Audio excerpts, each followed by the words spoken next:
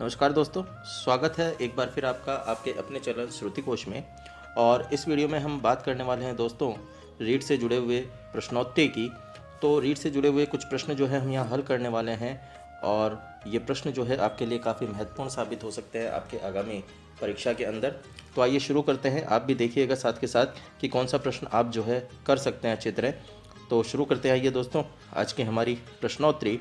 और इस प्रश्नोत्तरी का जो पहला प्रश्न है वो है आपके लिए कि अशोक ने कलिंग पर आक्रमण किया था।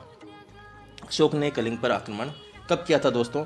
261 ईसा पूर्व या 271 ईसा पूर्व या फिर 281 ईसा पूर्व या फिर 291 ईसा पूर्व। तो कब किया था दोस्तों? जल्दी से आप इसका जवाब ढूंढ लीजिए, बता दीजिए कि कब किया था इसने। तो जवाब आपने सोच लिया होगा, आइए देख लेते हैं। ये किया था दोस्तों 261 ईसा पूर्व। नेक्स्ट हम प्रश्न की बात करें। अगला प्रश्न है दोस्तों, किस अभिलेख से जानकारी मिलती है कि अशोक ने बौद्ध धर्म स्वीकार लिया था? कौन से अभिलेख से मिलती है? भाब्रू शिलालेख से। अगला प्रश्न, कौन सा चीनी यात्री तक्षशिला आया था? ये जो आपके पास दिए हैं ऑप्शन, हेनस्वांग, फाइयान, मेगस्थनीज और सैंडोकोट्स, इनमें से कौन सा जो है वो तक्षशिला में आया था? तो आप उत्तर जानते होंगे इसका, और नहीं जानते तो दोस्तों इसका उत्तर है फाइयान। अगला प्रश्न दोस्तों, कलिंग का अन्य नाम है। तो कलिंग का क्या नाम है? आंध्र प्रदेश, महाराष्ट्र, उड़ीसा या बंगाल? क्या कहते हैं कलिंग को? जल्दी से सोच लीजिए इसका आंसर, क्योंकि आंसर आपके सामने अभी आने वाला है। तो आपने इसका आंसर सोच लिया होगा दोस्तों कि आंध्र प्रदेश है, महाराष्ट्र है, उड़ीसा है या बंगाल है। तो इसका उत्तर है सही दोस्तों, उड़ीसा। तो कलिंग का अन्य नाम क्या है? उड़ीसा। अगला प्रश्न है, अशोक ने अपने राज्य अभिषेक के कितने वर्ष बाद कलिंग पर आक्रमण किया? तो कलिंग पर आक्रमण कितने वर्ष बाद किया था? 13 वर्ष, 7 वर्ष, 8 वर्ष या 9 वर्ष? कितने वर्ष बाद किया? तो आंसर क्या है दोस्तों इसका? जल्दी से आप सोच लीजिए, आंसर क्या है? क्या 7 वर्ष है, 9 वर्ष है या 13 वर्ष है? तो सही आंसर है दोस्तों इसका 8 वर्ष। तो अगला प्रश्न आपके लिए कि मेगस्थनीज की पुस्तक का नाम है इंडिका, ज्योत्सना, सेंट्रोकॉट्स या फिर हिंदसिया। तो इसकी पुस्तक कौन सी है मेगस्थनीज की? ये पुस्तक है दोस्तों शायद ज्योत्सना, शायद सेंट्रोकॉट्स, शायद हिंदसिया। तो क्या सोचा आपने? यह है दोस्तों बिल्कुल सही आपका जवाब, इंडिका। इंडिका मेगस्थनीज की पुस्तक है। अगला प्रश्न है कि अमित्र घात किस शासक को कहा जाता है? चंद्रगुप्त मौर्य को, बिंदुसार को, अशोक को या फिर महेंद्र को? तो क्या उत्तर है इसका? उत्तर है दोस्तों, अमित्र घात किस शासक को कहा जाता है? और ये अमित्र घात जो कहा जाता है दोस्तों, बिल्कुल सही आपका आंसर आ रहा है, बिंदुसार। अगला प्रश्न है कि चंद्रगुप्त मौर्य ने किस स्थान पर जैन विद्वान भद्रभाव से जैन धर्म स्वीकार किया? चंद्रगुप्त मौर्य ने किस स्थान पर जैन धर्म स्वीकार किया जैन विद्वान भद्रभाव से? क्या वो बैराट था या फिर अवंतिका था या श्रवण बेलगोला था या फिर पाटलिपुत्र था? तो क्या रहेगा इसका आंसर दोस्तों? इसका आंसर है श्रवण बेलगोला। जी हाँ, श्रवण बेलगोला इसका आंसर है। नेक्स्ट क्वेश्चन है आपका कि अर्थशास्त्र पुस्तक में प्रकरण है। तो कितने प्रकरण हैं? 150, 190, 180 या फिर 165? तो सही आंसर इसका दोस्तों 180। अगला प्रश्न है, भारत का पहला राजनीतिक ग्रंथ था इंडिका, अर्थशास्त्र, सूर्यशास्त्र या फिर ऋग्वेद? तो क्या था इसका आंसर? भारत का पहला राजनीतिक ग्रंथ कौन सा था, प्रश्न ये है दोस्तों। तो पहला राजनीतिक ग्रंथ आपने सोच लिया होगा, बिल्कुल सही आपका आंसर है दोस्तों, यह है अर्थशास्त्र। अगला प्रश्न है, चंद्रगुप्त मौर्य के द्वारा सेल्यूकस निकेटर को हराकर उसकी पुत्री से विवाह किया, तो उस पुत्री का नाम क्या था? यानी सेल्यूकस निकेटर की पुत्री का नाम क्या था? सेलिना था, या फिर हेलना था, या हेरात था, या मकरान था? तो कौन सा था इसका आंसर दोस्तों? चारों ऑप्शन आपके सामने हैं और सही उत्तर है हेलना। अगला प्रश्न है, अर्थशास्त्र का मूल विषय था। अर्थशास्त्र का मूल विषय था, क्या ये अर्थव्यवस्था से जुड़ी पुस्तक थी, क्या ये न्याय व्यवस्था से जुड़ी पुस्तक थी, या फिर मौर्य साम्राज्य का इसमें वर्णन था, या फिर राजनीति से जुड़ी ये पुस्तक थी? तो अर्थशास्त्र जो कि चाणक्य की पुस्तक है, ये किस विषय से जुड़ी हुई पुस्तक है दोस्तों? बिल्कुल सही उत्तर आपका राजनीति। अगला प्रश्न है कि इनमें से कौन सा सुमेलित नहीं है? सोन व उत्तरा, ये देखिए इधर नाम लिखे हुए हैं और इधर जगह का नाम लिखा हुआ है। सोन व उत्तरा ये स्वर्णभूमि से जुड़े हुए हैं। महेंद्र व संघमित्रा ये सिंहल से जुड़े हुए हैं। महारक्षित यमन प्रदेश से जुड़ा हुआ है, या फिर रक्षित उत्तरी यूरोप? तो कौन सा सही नहीं है इनमें? इनमें दोस्तों सही नहीं है रक्षित उत्तरी यूरोप, ये उत्तरी कर्नाटक से जुड़ा हुआ है। अगला प्रश्न है, अर्थशास्त्र पुस्तक में अधिकरण हैं। कितने अधिकरण हैं? पहला प्रश्न था प्रकरण कितने और ये है अधिकरण कितने हैं? तो 10 हैं, 15 हैं, 25 हैं, या फिर 20 है इसका आंसर। तो कितने अधिकरण हैं अर्थशास्त्र पुस्तक में? दोस्तों अर्थशास्त्र पुस्तक में है, जी हाँ, 15 अधिकरण। 15 अधिकरण इसमें है। अगला प्रश्न है कि निम्न में से किसे चंद्रगुप्त मौर्य को सेंड्रोकोट्स कहा?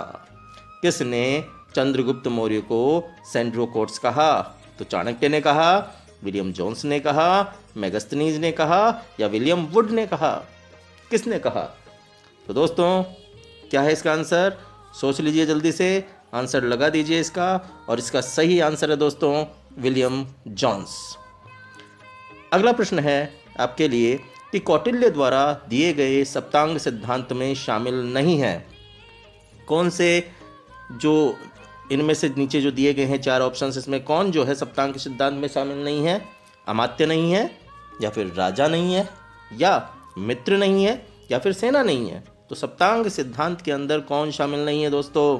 तो सीधा सा है, अमी राज को दद्दू से मिला दे, यानी सेना इसके अंदर शामिल नहीं है। अगला प्रश्न है कि तक्षशिला विश्वविद्यालय की स्थापना हुई, कहाँ पर हुई तक्षशिला विश्वविद्यालय की स्थापना दोस्तों? तक्षशिला विश्वविद्यालय की स्थापना, तक्षशिला जो कि रावलपिंडी के अंदर है, उसकी स्थापना 500 ईसा पूर्व, 600 ईसा पूर्व, 700 ईसा पूर्व, या फिर 800 ईसा पूर्व? तो कब हुई दोस्तों? आंसर क्या है इसका? जी बिल्कुल सही है, 700 ईसा पूर्व। अगला प्रश्न है, कश्मीर का इतिहास बताने वाली एकमात्र पुस्तक कौन सी है? क्या वो इंडिका है, या फिर अर्थशास्त्र है, या फिर राजतरंगिणी है, या फिर कलह है? कौन सी पुस्तक है जो आपको कश्मीर का इतिहास बताती है और एकमात्र पुस्तक ये कही जाती है? तो जी हाँ, इसका उत्तर क्या है दोस्तों? इसका उत्तर है राजतरंगिणी, जो कि लिखी किसने? कलहण ने लिखी। अगला प्रश्न है, भारत का मुक्तिदाता कहा जाता है, किसे कहा जाता है? अशोक को, चाणक्य को, समुद्रगुप्त को, या फिर चंद्रगुप्त मौर्य को? तो भारत का मुक्तिदाता किसे कहा जाता है? उत्तर सोच लीजिए दोस्तों, आपका क्या है? बिल्कुल सही उत्तर पे निशान लगा दीजिए, और सही उत्तर है दोस्तों आपका, भारत का मुक्तिदाता कहा जाता है किसको? चंद्रगुप्त मौर्य को। अगला प्रश्न है, चंद्रगुप्त मौर्य के द्वारा हेलना के विवाह करने के पश्चात सेल्यूकस निकेटर द्वारा दिए गए क्षेत्र में शामिल नहीं है। कौन सा क्षेत्र जो है सेल्यूकस निकेटर ने नहीं दिया था, या चंद्रगुप्त मौर्य ने विजिट नहीं किया था? क्या वो काबुल है, मकरान है, निकेटर है, या हेरात है? तो दोस्तों निकेटर तो खुद ही निकेटर है, तो ये निकेटर जो है यहाँ पर गलत आंसर है दोस्तों, ये शामिल नहीं है।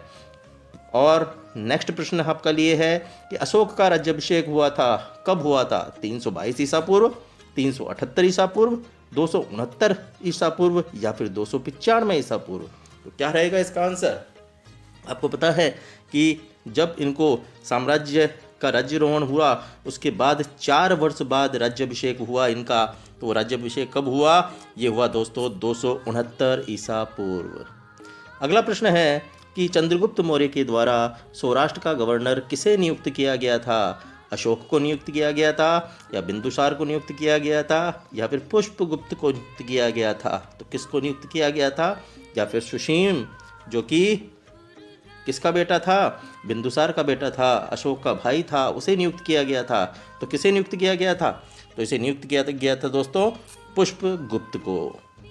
अगला प्रश्न है, चंद्रगुप्त मौर्य द्वारा अपने राज्य को 4 भागों में विभाजित किया गया था। तो निम्न में से 4 भागों में शामिल नहीं है उज्जैन, तक्षशिला, स्वर्णागिरी या फिर काशी। तो कौन शामिल नहीं है दोस्तों चंद्रगुप्त मौर्य के द्वारा जो 4 भागों में विभाजित किया गया अपने राज्य को उसमें? तो इसका आंसर है दोस्तों काशी। अगला प्रश्न है कि अर्थशास्त्र पुस्तक के खोजकर्ता हैं। तो कौन है अर्थशास्त्र पुस्तक के खोजकर्ता? चाणक्य हैं, विष्णुगुप्त हैं, चंद्रगुप्त हैं या श्याम शास्त्री है? तो दोस्तों चाणक्य और विष्णुगुप्त दोनों एक ही नाम है, कौटिल्य इनका नाम है और इनकी ही पुस्तक कौन सी है? अर्थशास्त्र है। तो अब अर्थशास्त्र इन्होंने लिखी है, तो खोजकर्ता कौन है? इसको खोजी किसने बाद में? तो ये श्याम शास्त्री है दोस्तों, जिन्होंने बाद में पुस्तक खोजी। अगला प्रश्न है कि ललित पाटन का अन्य नाम है जिसे अशोक ने बसाया था। देखिए, कश्मीर विजय के पश्चात अशोक ने 2 नगरों को बसाया। वो 2 नगर जो हैं उनमें से एक जो है वो ललित पाटन भी है। तो इसका अन्य नाम पूछा गया है, श्रीनगर है, पेशावर है, नेपाल है या भूटान है? तो 2 नगरों में से एक अन्य नगर कौन सा है दोस्तों? तो देखिए, एक तो कौन सा है? श्रीनगर है, और दूसरा कौन सा है? नेपाल है। तो ललित पाटन को नेपाल कहा जाता है। नेक्स्ट प्रश्न है कि भारत का मैकियावली कहा जाता है। किसे कहा जाता है भारत का मैकियावली? तो दोस्तों भारत का मैकियावली क्या चंद्रगुप्त मौर्य को कहा जाता है, या अशोक को कहा जाता है, या फिर चाणक्य को कहा जाता है, या मेगस्थनीज को कहा जाता है? आखिर किसको कहा जाता है भारत का मैकियावली? तो जल्दी से सोच लीजिए दोस्तों, क्या है इसका उत्तर? हो सकता है अगला प्रश्न जो है आपके पेपर में यही हो कि किसे कहा जाता है। तो दोस्तों आंसर है इसका चाणक्य को मैकियावली कहा जाता है। अगला प्रश्न है कि मौर्य काल का कालखंड है 4th शताब्दी ईसा पूर्व से 2य शताब्दी ईसा पूर्व, या 3य शताब्दी ईसा पूर्व से 2य शताब्दी ईसा पूर्व, या 4th शताब्दी ईसा पूर्व से 1st शताब्दी ईसा पूर्व, या फिर 3य शताब्दी ईसा पूर्व से 5वीं शताब्दी ईसा पूर्व? तो कौन सा है इसका आंसर दोस्तों? मौर्य काल का कालखंड आपको बताना है और सही उत्तर ढूंढ लीजिए दोस्तों। जी हाँ, सही उत्तर पे शायद आपने निशान लगा दिया है और सही उत्तर है 4th शताब्दी ईसा पूर्व से 2य शताब्दी ईसा पूर्व। अगला प्रश्न है कि चंद्रगुप्त मौर्य ने घनानंद को हराकर मगध पर अधिकार किया। तो कब अधिकार किया दोस्तों? 319 ईसा पूर्व, 322 ईसा पूर्व, 328 ईसा पूर्व या 273 ईसा पूर्व? बात चंद्रगुप्त की जा रही है दोस्तों कि उसने घनानंद को कब पराजित किया था चाणक्य के सलाह पर। तो ये है इसका आंसर दोस्तों 322 ईसा पूर्व। अगला जो प्रश्न है वो है आपके लिए कि चाणक्य की पुस्तक का नाम क्या है। तो बिल्कुल सरल आपके लिए क्वेश्चन है दोस्तों, कई बार पढ़ रखा होगा आपने। धर्मशास्त्र, इंडिका, अर्थशास्त्र और राजनीति शास्त्र, बार बार ये प्रश्न पूछा जाता है दोस्तों, और बालक जो है जानते हुए भी इस प्रश्न को गलत कर देते हैं। आखिर क्या है इसकी पुस्तक का नाम? और पुस्तक है दोस्तों इसकी अर्थशास्त्र। अगला जो प्रश्न है वो है आपके लिए अंतिम प्रश्न आज का कि मौर्य काल की स्थापना में किसका प्रमुख योगदान था? घनानंद का, विष्णुगुप्त का, अशोक का या फिर कोई नहीं? तो दोस्तों आपको पता होगा कि चाणक्य का योगदान था। अब चाणक्य तो आ ही नहीं रहा है इसमें, अब चाणक्य नहीं आ रहा तो इसका मतलब, तो दोस्तों ढूंढो चाणक्य का अन्य नाम भी है क्या कोई? जी बिल्कुल, चाणक्य का अन्य नाम है और अन्य नाम है विष्णुगुप्त, जिसको कौटिल्य भी कहा जाता है। तो इस प्रकार ये आपके प्रश्न थे दोस्तों, और इन प्रश्नों के आधार पर आप 30 प्रश्न जो है कंप्लीट कर चुके हैं मौर्य काल से जुड़े हुए। आशा है इनमें से कोई ना कोई प्रश्न आपको आपके एग्ज़ाम में ज़रूर मिलेगा। तो दोस्तों तैयार हो जाइए, बांध लीजिए अपनी कमर, कस लीजिए अपनी कमर और याद कर लीजिए इन 30 प्रश्नों को। अगले वीडियो के अंदर फिर अगले प्रश्नों के साथ मैं आपके सामने उपस्थित होऊंगा। तब तक के लिए धन्यवाद। आपका दिन शुभ हो।